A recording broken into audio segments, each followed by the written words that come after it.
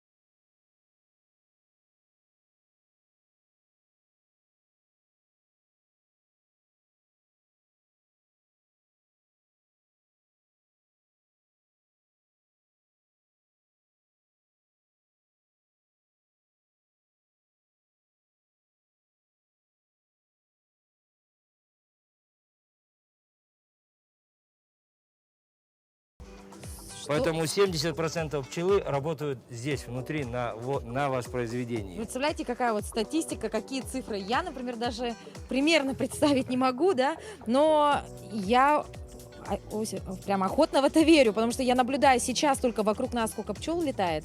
Я представляю, что там. Мы можем открыть, посмотреть или нежелательно? Или там ничего нет сейчас? Можем открыть, Давайте посмотреть. посмотрим так. Так, ну вот здесь рамки. Вот они, Рамки. вот те самые деревянные рамки, да? Да. Расстояние между рамок называется улочкой. Вот в каждой улочке по 250 грамм пчелы, то есть по 2500 пчел. Вот здесь они ведут свою деятельность трудовую. Ну, а когда нужно осмотреть там что-то или добавить рамки, то есть вот это вот рамки такие, на которых расплод, мед туда-сюда. Вот рамки поставленные вощина. То есть это поставлены новые рамки для расширения. То есть пчелы там молодые уже. отстраивают эти соты. И постоянно семья находится постоянно в динамике. То есть семья постоянно растет. Хорошо, а сколько в среднем живет пчела? Вот. Пчела, допустим, если без расплода, она может жить 180 суток, то есть полгода. Если она никого не кормит, вот расплод, это зимние пчелы. Они осенью их закладывают зимних пчел, зимние пчелы выводятся, живут всю зиму в зимовнике, то есть они тогда не работают зимой, они ждут весны. Весна приходит, весной они производят одну-две пчелы, ну так, статистически посчитано, на воспроизводство, то есть на замену себе, и старая пчела отходит. Все, с этого времени, с весны, начинается летняя генерация пчел. Эти пчелы живут 20-60 дней. В сильных семьях 60, в слабых семьях 40. Ну, а когда подходит период главного взятка, то у них получается продолжительность жизни резко уменьшается, потому что, гигантская работа. Да. Мало того, что здесь проходит кормежка, то есть первые 20 дней пчела работает здесь, внутри. То есть она принимает нектар, принимает воду, принимает пыльцу, там раскладывает, делает пергу, делает кашицу для старших для младших личинок, потом делает это, выделяет молочко для, Целый для, процесс. для младших. Ну, то есть это перечислять можно полчаса все эти варианты, чем занимается пчела. Ну, а остальные 20 дней, когда она уже вылетает в поле, то есть там тоже гигантская работа. Вот давайте поговорим об этом. Интересный вопрос, наверное, немногие знают, да, ну вот пчела, допустим, да, вылетела. Дальше что с ней происходит? Вот она ищет себе определенную траекторию движения, либо у нее какая-то заученная вот есть дорожка, и вообще чем они питаются и возвращаются, вы можете различить, откуда прилетела пчела, примерно с какого района по вкусу меда, или... Нет, так не получится различить, но пчела, тут все очень рационально, то есть пчелы просто так никуда не летают. Пчелы сидят утром вот здесь, в улье. Да.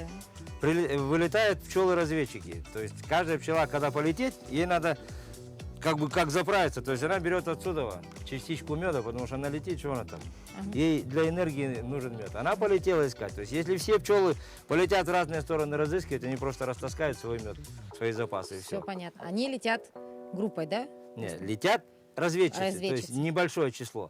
То есть они где-то летят, где-то находят взяток, возвращаются сюда и начинается вот, допустим,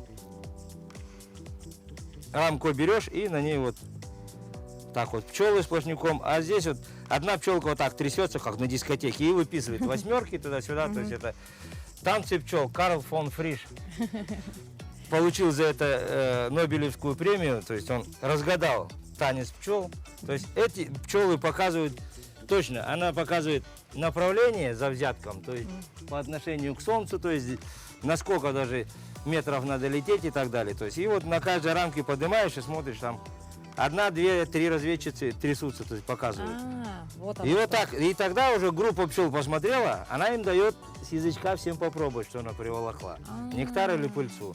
Тогда они попробовали и уже полетели. И все. Поэтому пчелы летят во все стороны. Разведчиц тут может быть 40, 50 или даже там 60, не знаю сколько точно групп, но очень много. Поэтому мед в каждом улье он уникальный. Везде разный. Ну, то есть, а на следующий день они вновь разведчица опять проверили Опять, все? да, опять разведчица летит. Если она нашла где-то, опять пчелы летят туда. Сколько можно килограмм меда собрать вот с одного такого улья? Ну, максимально. В день вы ежедневно собираете? Нет. Мед откачивается, он должен быть запечатанный.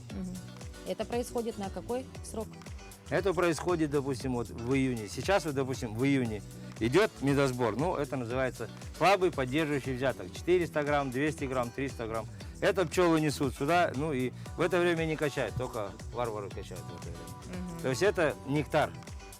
Мед, он должен быть запечатанный, то есть сложные сахара должны разложиться на глюкозу и фруктозу. То есть пчелы до того как бы перерабатывают этот нектар, чтобы он превратился в легко усвояемые эти сахара.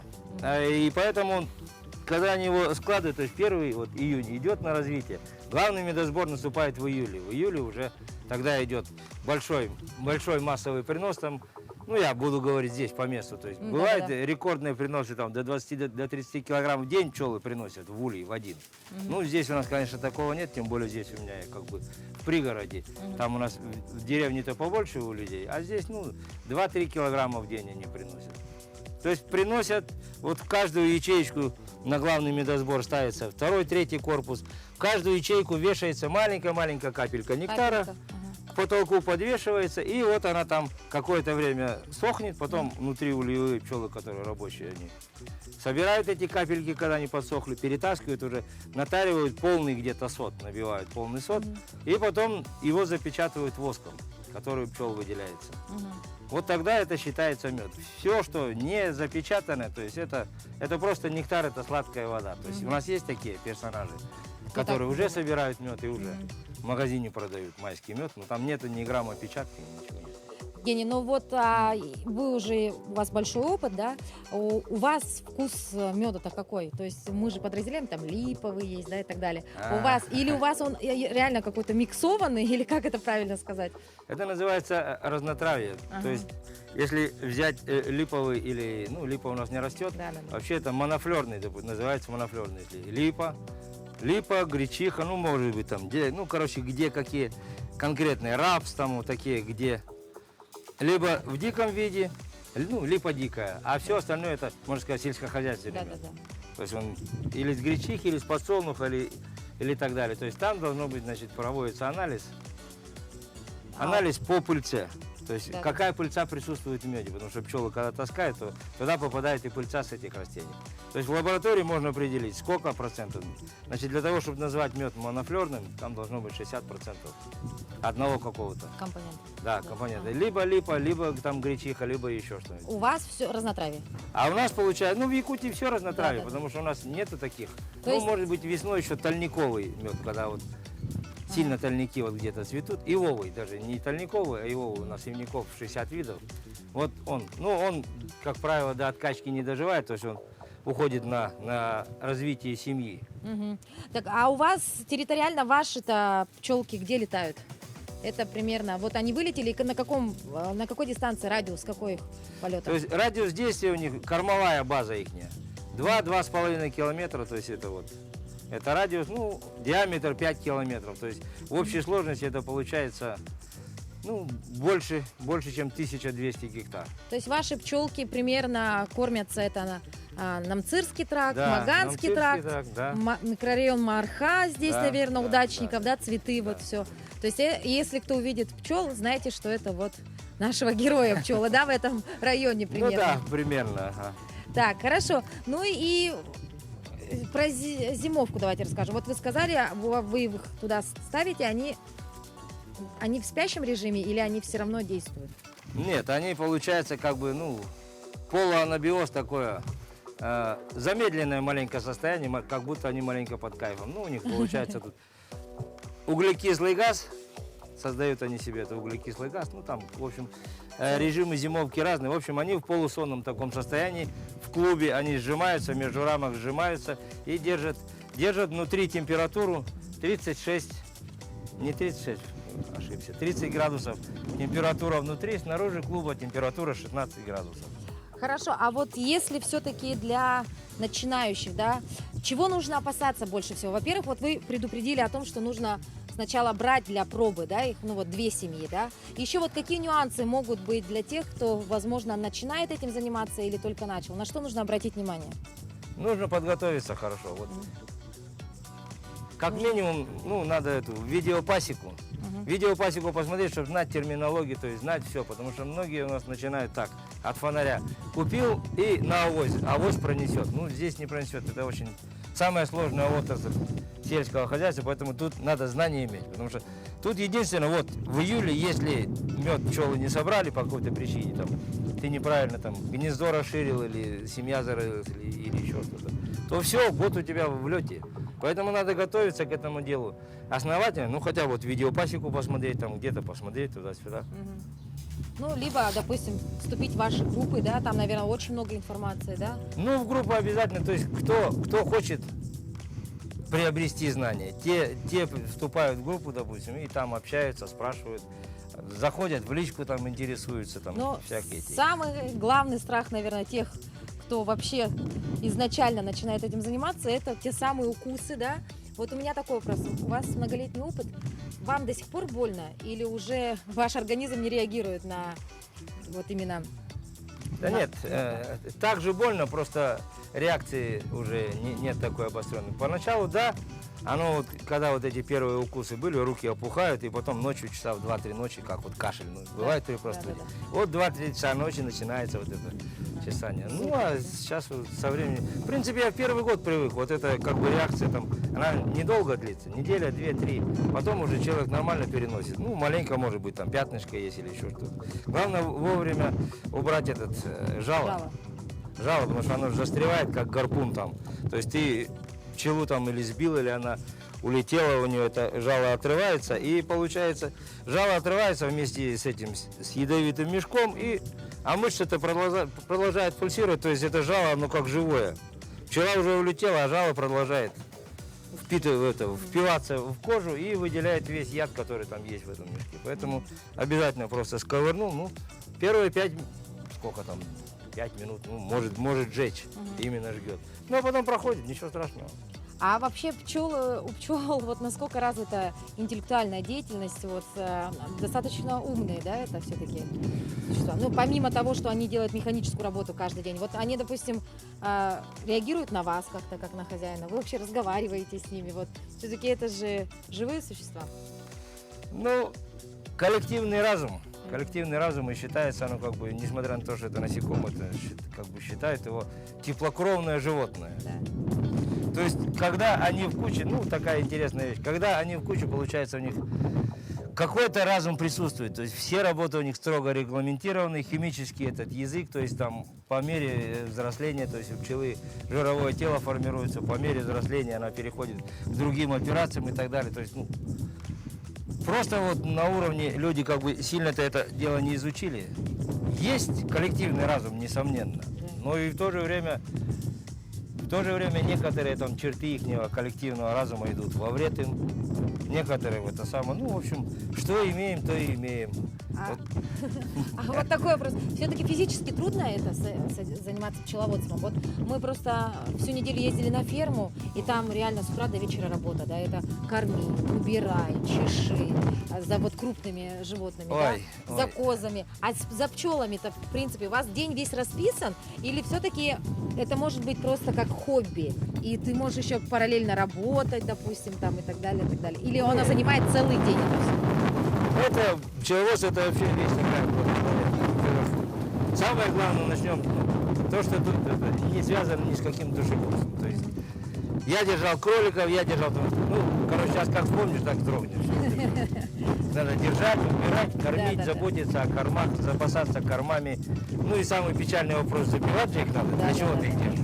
Все вот это, сейчас нет у меня, вот во дворе только пчелы, никого мне забивать не надо, то есть, а по времени, со временем опыт приобретается, как бы, то есть, не надо каждый день ходить. Ты создаешь условия, то есть ты знаешь, вот сегодня ты полный рамок там расширил, на следующей неделя, допустим, прошла, ты там прошел, примерно глянул, где, что, как, добавил им рамок на расширение, ну и так далее, то есть нету тут такой работы, чтобы прямо с утра взялся там и до ночи что-то там лопать.